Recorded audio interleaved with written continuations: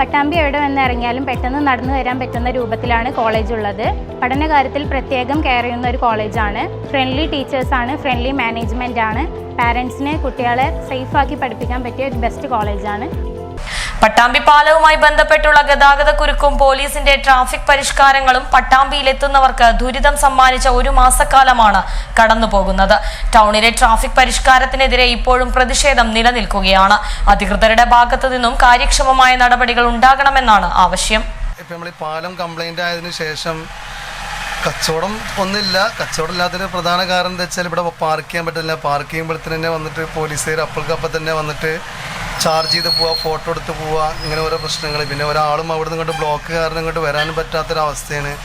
ഇത്രയും ഇപ്പോൾ ഒരു മാസമായിട്ട് തന്നെ വളരെ മോശമായിട്ടാണ്. വാടകയും അതുപോലെ തന്നെ 2-3 ആളുകൾ സ്റ്റാഫും ഇവരുടെ കാര്യങ്ങളൊന്നും ഒത്തുപോകാൻ പറ്റാത്തൊരവസ്ഥയിലാണ് ഇപ്പോൾ പോയിക്കൊണ്ടിരിക്കുന്നത്.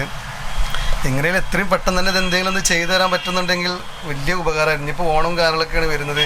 ഒരുപാട് ഫാമിലിയും കുട്ടികളും കാര്യങ്ങളൊക്കെ ആയിട്ട് സാധനം മേടിക്കാനൊക്കെ വരുമ്പോൾ അവർ വരാൻ അങ്ങോട്ട് തയ്യാറാവുന്നില്ല. കാരണം ബ്ലോക്കാണ്. 1/2-3 മണിക്കൂറാണ് സ്റ്റാർട്ട് കഴിഞ്ഞ് വന്നു കഴിഞ്ഞാൽ തന്നെ ഒരു വണ്ടി ഒരു ബൈക്ക് എന്തെങ്കിലും നിർത്തിയിട്ടുണ്ടെങ്കിൽ അപ്പോഴേക്കപ്പം തന്നെ ചാർജ് ചെയ്ത് പോവുകയാണ്. ഇത് ഒരു വ്യാപാരിയുടെ മാത്രം വാക്കുകളല്ല. പട്ടാമ്പി ടൗണിലെ ഒട്ടുമിക്ക ചെറുകിട വ്യാപാരികളും കഴിഞ്ഞ ഒരു മാസക്കാലമായി അനുഭവിക്കുന്ന പ്രയാസമാണ്. പട്ടാമ്പി പാലത്തിലൂടെയുള്ള വാഹന ഗതാഗതത്തിന് നിയന്ത്രണം ഏർപ്പെടുത്തിയതോടെയാണ് പട്ടാമ്പി ടൗൺ മുമ്പൊന്നുമില്ലാത്ത വിധം ഗതാഗതക്കുരുക്കിൽ അമർന്നത്. ഒരു മാസക്കാലമായുള്ള സ്ഥിതി ഇന്നും മാറ്റമില്ലാതെ തുടരുകയാണ്. ഇതിനിടെയാണ് പട്ടാമ്പിയിലെ ഗതാഗതക്കുരുക്കിന് പരിഹാരമായി പോലീസ് രംഗത്തെത്തിയത്.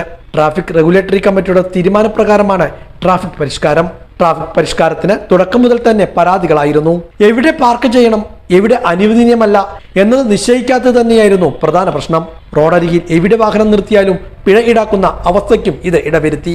പിന്നീടാണ് ബോർഡുകൾ സ്ഥാപിച്ചു തുടങ്ങിയത്. അതും യാത്രക്കാരുടെ കണ്ണിൽപ്പെടാത്ത സ്ഥിതിയിൽ.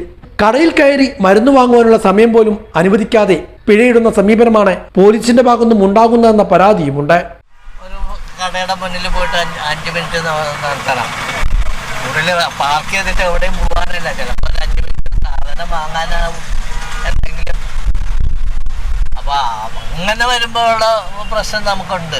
അല്ലാതെ കുറെ നേരം നോ പാർക്കിങ്ങിൽ നടത്തുന്ന അതിനൊക്കെ നമ്മൾ ഓക്കെയാണ്. പക്ഷേ ഈ ഒരു അത്യാവശ്യം മാത്രം നമ്മുടെ വണ്ടി ചിലപ്പോൾ ഒരു മരുന്ന് മേടിക്കാനാവും, നമ്മുടെ വണ്ടിയിൽ തന്നെ ഉണ്ടാവും, ഡ്രൈവർ വണ്ടിയിൽ തന്നെ ഉണ്ടാവും. ആ സമയത്ത് നമ്മൾ ഒരു 5 മിനിറ്റ് അപ്പോഴത്തേക്ക് ഒന്ന് ചാർജ് ചെയ്യുന്നതൊക്കെ പറഞ്ഞാൽ ബുദ്ധിമുട്ട്. നമ്മുടെ ഈ ടൗണിൽ അങ്ങാടിയിൽ ഓടുന്നവരല്ലേ. മണിക്കൂറോളം റോഡരികിൽ പാർക്ക് ചെയ്യുന്നവർക്കെതിരെ നടപടിയെടുക്കുന്നതിൽ ആർക്കും പരാതിയില്ല. എന്നാൽ അത്തരത്തിലുള്ള സമീപനമല്ല പട്ടാമ്പിയിൽ ഉണ്ടാകുന്നതെന്നാണ് ആക്ഷേപം. ദൂരദിക്കിൽ നിന്നും പട്ടാമ്പിയിൽ എത്തുന്നവർക്കും ഇത് ദുരിതം സൃഷ്ടിക്കുന്നു. പാർക്കിങ്ങുമായി ബന്ധപ്പെട്ട് മാനുഷിക പരിഗണന പോലും അധികൃതർ അനുവദിക്കുന്നില്ലെന്നും ആക്ഷേപമുണ്ട്. ടൗണിൽ ആളുകൾ എത്താത്ത അവസ്ഥ, ചെറുകിട വ്യാപാര മേഖല നിശ്ചലമായ സ്ഥിതി. വരുന്നത് ഓണക്കാലമാണ്. പട്ടാമ്പിയിലെ പ്രശ്നങ്ങൾക്ക് ഒരു പരിഹാരമാണ് ആവശ്യം. പട്ടാമ്പിയെ സംബന്ധിച്ചിടത്തോളം ഒരാൾക്ക് വന്ന് പാർക്ക് ചെയ്യാനോ വണ്ടി സാധനങ്ങൾ വാങ്ങിക്കാനോ നല്ല കച്ചവടക്കാർക്ക് നല്ല ബുദ്ധിമുട്ടിലാണ്. ഒരാൾക്കും വരാൻ പറ്റാത്തൊരവസ്ഥയും നിർത്താൻ പറ്റാത്തൊരവസ്ഥയും ഈ ഒരു മാസമായിട്ട് വളരെ ദയനീയമാണ് ഞങ്ങളുടെ കാര്യങ്ങൾ. ഈ കഴിഞ്ഞ ഒരു മാസമായിട്ടുള്ള ഈ ട്രാഫിക് നിയന്ത്രണം വന്നതിന് ശേഷം പാലത്തിൻ്റെ പ്രശ്നമാണല്ലോ. വന്നതിന് ശേഷം കസ്റ്റമർക്ക് വന്ന സാധനം വാങ്ങാനുള്ള അസൗകര്യം ഒന്ന്.